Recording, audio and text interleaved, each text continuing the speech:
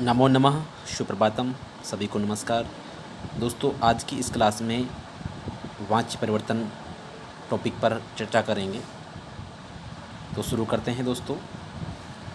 परिभाषा।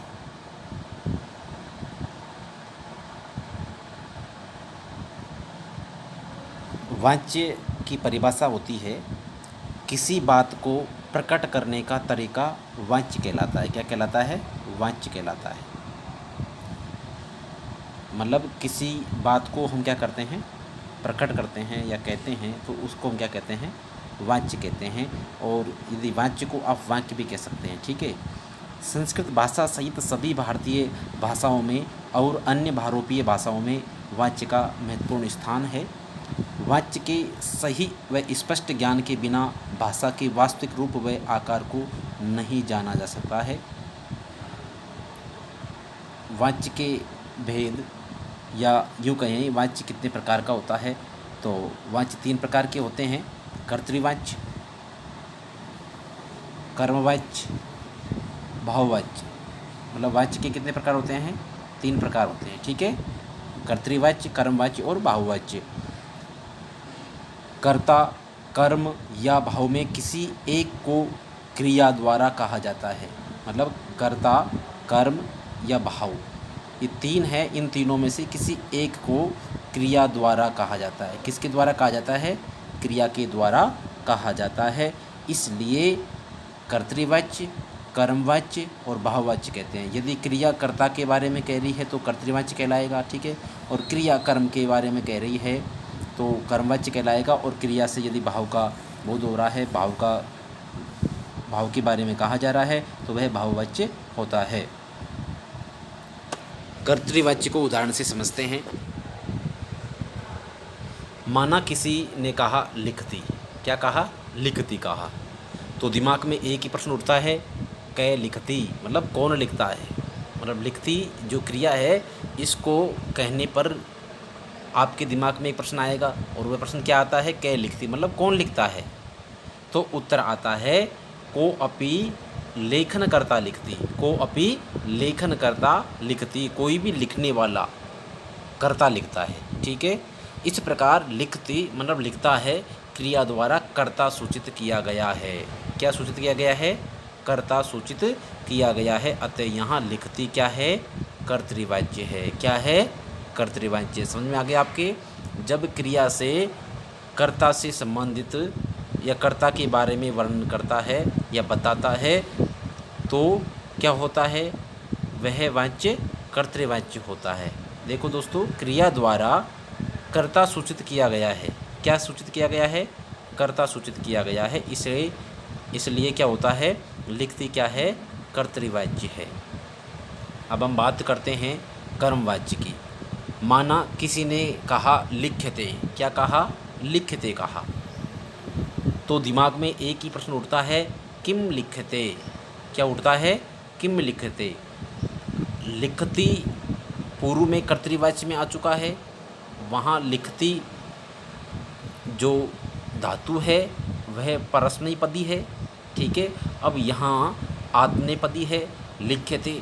तो दिमाग में एक ही प्रश्न उठता है, किम लिखते, मतलब क्या लिखा है जाता है। तो इसका उत्तर आता है कि को अपि ग्रंथ, को अपि ग्रंथ किमपि पुस्तकम वा लिखते। या तो कोई ग्रंथ लिखा जा रहा है या कोई पुस्तक लिखी जा रही है।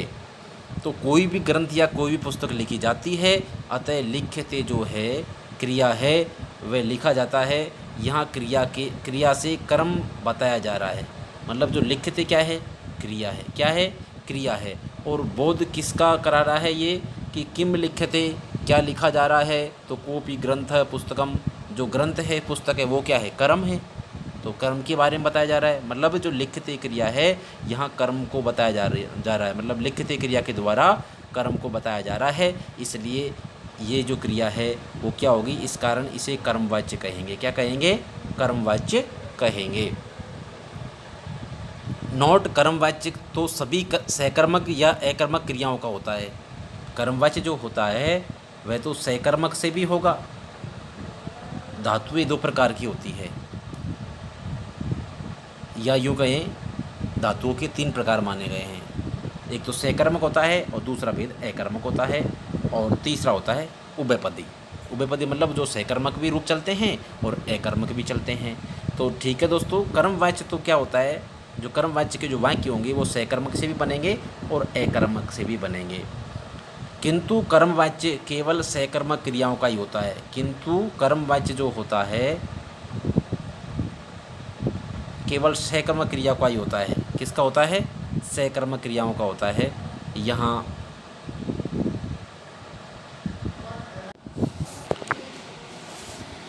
यहाँ पर कर्मवाच्य जो दे रखा है ये मिसप्रिंट है। यहाँ पर आप करें कर्तृवाच्य। क्या करें? कर्तृवाच्य।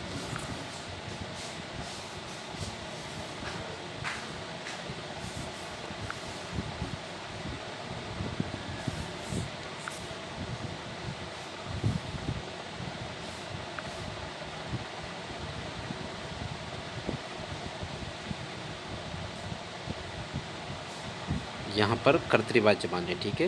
क्या माने? कर्तृवाच्य माने।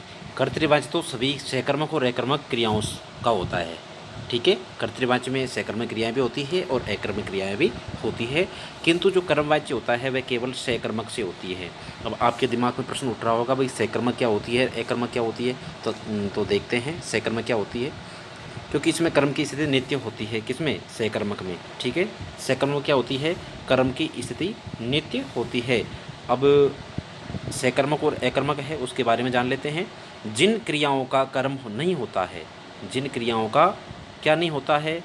कर्म नहीं होता है, वह अकर्मक क्रिया कही जाती है, ठीक है। आपके दिमाग में प्रश्न उठ रहा था तो उसका समाधान हो चुका है कि सकर्मक क्रिया और अकर्मक क्रिया। तो अकर्मक क्रिया किसे कहते हैं? जिन क्रियाओं का कर्म नहीं होता है वह अकर्मक क्रिया कहलाती है। और यदि हम बात करें सकर्मक की, तो जिन क्रियाओं का कर्म होता है, जिन क्रियाओं का कर्म होता है वो क्या हो कहलाएगी? सकर्मक कहलाएगी। क्या कहलाएगी? सकर्मक कहलाएगी, ठीक है।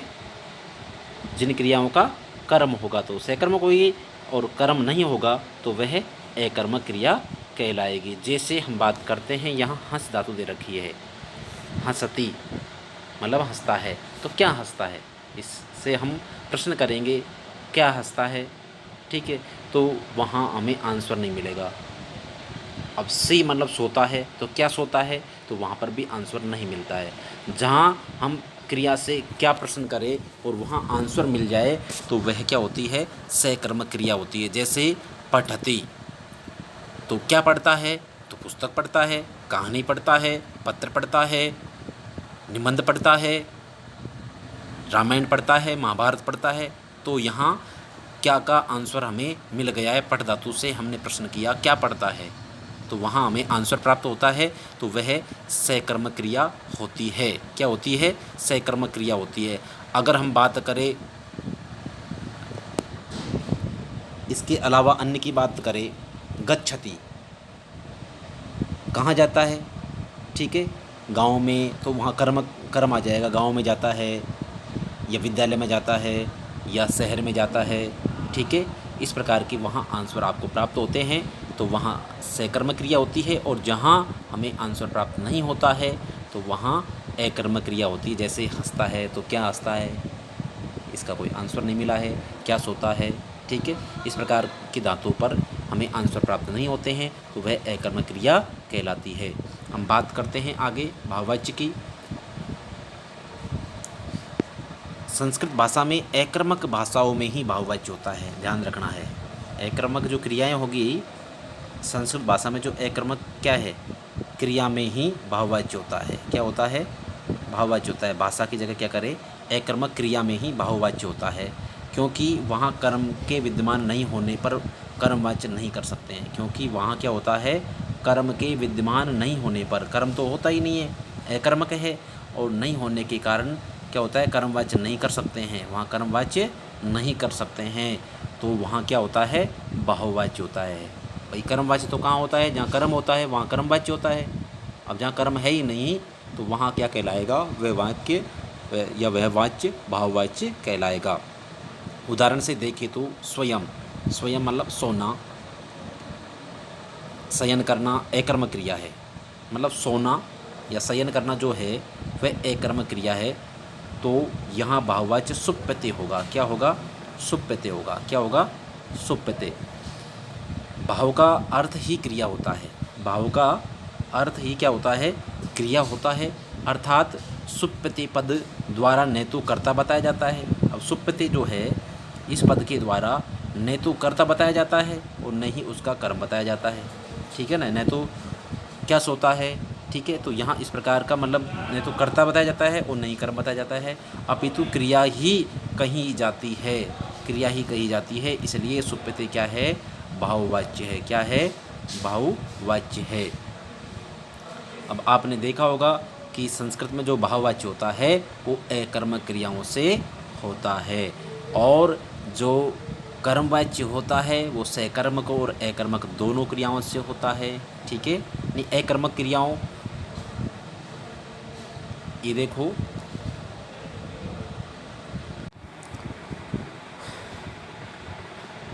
वाक्य रचना विशेष में वाक्य के अनुसार कुछ सामान्य नियम होते हैं। वाक्य रचना विशेष में वाक्य के अनुसार क्या होता है? कुछ सामान्य नियम होते हैं जिनको जानना भी आवश्यक होता है। कर्मवाच्य इसमें कर्ता की प्रधानता होती है। कर्तृवाच्य में किसमें? कर्तृवाच्य में कर्ता की प्रधानता होती है, इसलिए क्रिया में लिंग पुरुष वचन कर्ता के अनुसार ही होता है। या यूँ कहें दोस्तों, कर्तृवाच्य में क्या होता है? जैसा कर्ता वैसी क्रिया। क्या? जैसा कर्ता वैसी क्रिया। इसका मतलब समझ में आ गया होगा। जैसा कर्ता मतलब कर्ता यदि प्रथम पुरुष एक वचन का है तो क्रिया भी प्रथम पुरुष एक वचन की ही आएगी। यदि कर्ता मध्यम पुरुष एक वचन का है तो क्रिया भी मध्यम पुरुष एक वचन की आएगी। यदि कर्ता उत्तम पुरुष एक वचन का है तो क्रिया भी उत्तम पुरुष एक वचन की आएगी। अगर कर्ता मध्यम पुरुष बहुवचन की है तो क्रिया भी मध्यम पुरुष बहुवचन की ही आएगी। देखिए, कर्तरी प्रथमा यत्र द्वितीया अथ च कर्मणि कर्तृवाच्यम भवेत् तत्तु क्रिया कर्तरीनुसारिणी। कर्तरी प्रथमा यत्र, कर्ता में क्या होता है? प्रथमा, द्वितीया अथ च कर्मणि, और कर्म में क्या होता है? द्वितीया होता है, द्वितीय विभक्ति होती है। कर्तृवाच्यम भवेत् तत्तु क्रिया कर्तरीनुसारिणी, मतलब कुल मिला के बात यह है कि कर्तृवाच्य में क्रिया जो होती है वो कर्ता के अनुसार आती है और कर्मवाच्य में जो क्रिया आती है वो कर्म के अनुसार आती है। जैसे हम यहाँ उदाहरण को समझते हैं। स विद्यालयम गच्छति, से मतलब बालक है कोई, उसके लिए कहा है से। ठीक है? से विद्यालयम गच्छति, तो यहाँ क्या है? से जो है वो तत्शब्द का रूप है। किसका है? तत्शब्द का। और तत्शब्द का मतलब क्या होता है? वह। क्या होता है? वह। और इसके तीनों लिंगों में रूप चलते हैं, पुल्लिंग, स्त्रीलिंग और नपुंसकलिंग। यदि पुल्लिंग की बात करें तो से तौते मतलब प्रथमा व्यक्ति का एक वचन है, प्रथमा व्यक्ति का एक वचन है। और यदि बात करें कर्ता की, भाई किस पुरुष का कर्ता है, तो प्रथम पुरुष एक वचन का कर्ता है। और तो यहाँ प्रथम पुरुष एक वचन की क्रिया आनी चाहिए। तो जो गच्छति है ये लट लकार वर्तमान काल की है और प्रथम पुरुष एक वचन की क्रिया है गच्छति। ठीक है? तो इस प्रकार से जो करता था उसी के अनुसार यहाँ क्रिया आई है। तो जैसा करता वैसी क्रिया, ऐसा होने पर यहाँ इस वाक्य में कौन सा वाच्य है? कर्तृवाच्य है। रामः उद्यानम गच्छति, तो यहाँ पर भी रामः क्या है? कर्ता है और गच्छति क्या है? क्रिया है। तो रामः जो है उसमें क्या होगा दोस्तों? राम क्या है? प्रथम पुरुष का एक वचन करता है। ठीक है? प्रथम पुरुष का करता है और एक वचन का करता है। और गच्छति प्रथम पुरुष और एक वचन की क्रिया है। इस प्रकार से जैसा करता वैसी क्रिया के अनुसार यहाँ गच्छति आया है। और क्या हुआ है दोस्तों? ये भी कर्तृवाच्य है। इन उदाहरणों में कर्तृवाच्य कर्ता प्रधान वाच्य है। कर्तृवाच्य मतलब कर्ता प्रधान वाच्य है।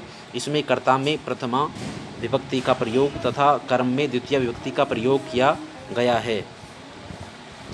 कर्ता क्रिया के अनुसार होती है, यह दोनों क्रियाओं में प्रयुक्त होता है। जैसे रामः उद्यानम गच्छति और सीता पठति। अब हम बात करते हैं कर्मवाच्य की। कर्मवाच्य, जहाँ कर्म ही प्रधानता होती है, कर्म की क्या होती है? प्रधानता होती है, कर्मवाच्य कहलाता है। ठीक है? इसमें कर्म प्रधान होता है। क्या प्रधान होता है? कर्म प्रधान होता है। कर्ता की इसमें तृतीया विभक्ति होती है। कर्ता की इसमें क्या क्या होती है? तृतीया विभक्ति होती है। कर्ता में प्रयोग विभक्ति तथा क्रिया कर्म अनुसार हो जाती है। कर्ता में तो तृतीया विभक्ति होती है और क्रिया कर्म के अनुसार आती है। कर्तृवाच्य में तो क्रिया कर्ता के अनुसार आती है और कर्मवाच्य में कर्म के अनुसार आती है। भूतकाल में अक्तवत्तु के स्थान पर अक्त प्रत्यय हो जाता है। यह वाच्य केवल शकर्मक धातुओं का होता है। जैसे यह वाच्य केवल शकर्मक धातुओं से होता है। जैसे छात्रेण लेख लिख्यते, छात्रेण लेख लिख्यते, तेन कार्यं क्रियते, रामेण पुस्तकं पठ्यते, छात्रेण विद्यालय गम्यते। अब यहाँ पर क्या होता है? छात्रेण में क्या है? कौन सी व्यक्ति है दोस्तों? छात्रेण में तृतीया एक वचन है और लिख्यते जो क्रिया है वो क्या है? ये एक वचन का है, क्रिया भी एक वचन की है, लेकिन यहाँ जो लिख्यते जो क्रिया आई है वो कर्ता के अनुसार नहीं आई है, यहाँ कर्म के अनुसार आई है। कर्म एक वचन का है। इस प्रकार से प्रथमा एक वचन का है तो यहाँ भी क्रिया प्रथम पुरुष एक वचन की आई है। अब यहाँ हम बात करते हैं कार्यम, तो ये भी एक वचन क्रिया है। ठीक है, तो यहाँ पर भी क्रियते क्या आया है? क्रियते जो क्रिया है वो कार्यम के अनुसार आया, मतलब कर्म के अनुसार आया है। पुस्तकम पठ्यते, तो यहाँ पुस्तक एक है तो पठ्यते आया है। ठीक है, एक वचन आया है। विद्यालय है गम्यते, तो यहाँ विद्यालय जो है कर्म है, इस कर्म के अनुसार गम्यते क्रिया आई है। अगर हम बात करें रामेण पुस्तकम की जगह, मतलब राम के द्वारा पुस्तक पढ़ी जा रही है, एक पुस्तक पढ़ी जा रही है, यदि पुस्तकम की जगह पुस्तके होता, क्या होता? पुस्तके। तो पुस्तके का वचन क्या है? द्विवचन है। क्या है? द्विवचन है। अब द्विवचन में द्विवचन का है, अगर कर्म द्विवचन का है तो क्रिया भी द्विवचन की हो जाएगी। यहाँ पर पुस्तके होता तो पठ्यते पठ्यते हो जाता। क्या हो जाता? पठ्यते, ये क्रिया हो जाती। ठीक है, यहाँ पर क्रिया क्या हो जाती है? पठ्यते हो जाती है। अर्थात यहाँ जो कर्म वाच्य में क्रिया आती है वो कर्म के अनुसार आती है, न कि कर्ता के अनुसार। और ध्यान ये रखना है, कर्ता में हमेशा तृतीया विभक्ति होती है। किसमें? कर्म वाच्य में। और जो कर्म होता है उसमें कौन सी विभक्ति होती है? प्रथमा विभक्ति होती है। जैसे लेख, कार्यम, पुस्तकम, विद्यालय, ये सब में क्या हुई है? प्रथमा विभक्ति हुई है। और जो क्रिया है वो कर्म के अनुसार आती है। कहा गया है कर्मणि प्रथमा यत्र, कर्मणि प्रथमा मतलब कर्म में प्रथमा होती है जहाँ, यत्र तृतीया अथ कर्तरी मतलब, और कर्ता में क्या होती है? तृतीया विभक्ति होती है जहाँ कर्मवाच्य भवेत, उसको कर्मवाच्य कहते हैं। क्रिया कर्मानुसारणी, और क्रिया जो हो है वह कर्म के अनुसार आती है। संस्कृत भाषा में कर्मवाच्य का और भाववाच्य को प्रयोग बिल्कुल बहुत किया जाता है। संस्कृत भाषा में क्या होता है? कर्मवाच्य का और भाववाच्य का प्रयोग बहुत किया जाता है। भाववाच्य की बात करते हैं तो भाववाच्य क्रिया वक्ति न कर्तारम न कर्म च, तत्र कर्ता तृतीयायाम क्रिया भावानुसारिणी, भावेतु कर्मवाच्य क्रियेकवचनै प्रथम पुरुषे सा चेद भवेत कृदंता क्लेब प्रथमै वचने स्यात्।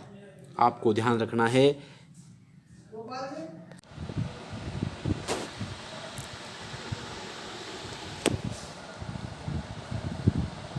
भाववाच्य में क्या होता है कि जहाँ क्रिया का संबंध न तो कर्ता से होता है, क्या होता है? जहाँ क्रिया का संबंध न तो कर्ता से होता है और न ही कर्म से, अपितु भाव से होता है। किससे होता है? भाव से होता है। तो वहाँ क्या होता है? भाववाच्य होता है। जैसे रामेण पठ्यते, अब यहाँ क्रिया का कर्म तो है ही नहीं, इसमें कर्म होता ही नहीं है, तो इसलिए क्रिया का संबंध कर्म से होता ही नहीं है। और रामेण पठ्यते, तो यहाँ रामेण जो है आया है, इसके अनुसार क्रिया नहीं आई है। और ध्यान रखना है कि यहाँ पर हमेशा जो क्रिया है प्रथम पुरुष एक वचन की आती है। क्या होता है? प्रथम पुरुष एक वचन की क्रिया आती है। ठीक है, एक वचन, प्रथम पुरुष एक वचन की क्रिया आती है। किसमें? भाववाच्य में। तो भाववाच्य में जो क्रिया होती है उसका संबंध न तो कर्ता से होता है और न ही कर्म से होता है, अर्थात भाव से होता है, तो वह भाववाच्य कहलाता है। और भाववाच्य भाव प्रधान वाक्य होता है। इसमें कर्ता में एक तृतीया विभक्ति तथा क्रिया हमेशा प्रथम पुरुष एक वचन का होता है, ध्यान रखना है। क्रिया हमेशा प्रथम पुरुष एक वचन की आती है। यह बहुवचन अकर्मक क्रियाओं वाला होता है, जैसे छात्रेण क्रीडते, छात्रेण क्रीडते अकर्मक क्रियाओं वाला होता है। यहाँ वाच्य में जो क्रिया होती है वह कैसी होती है? अकर्मक क्रिया होती है। कौन सी होती है? अकर्मक क्रिया होती है। कर्मवाच्य तथा भाववाच्य के अनुसार कुछ धातु रूप इस प्रकार चलेंगे। आपको धातु रूप नेक्स्ट क्लास में बताएंगे। धन्यवाद।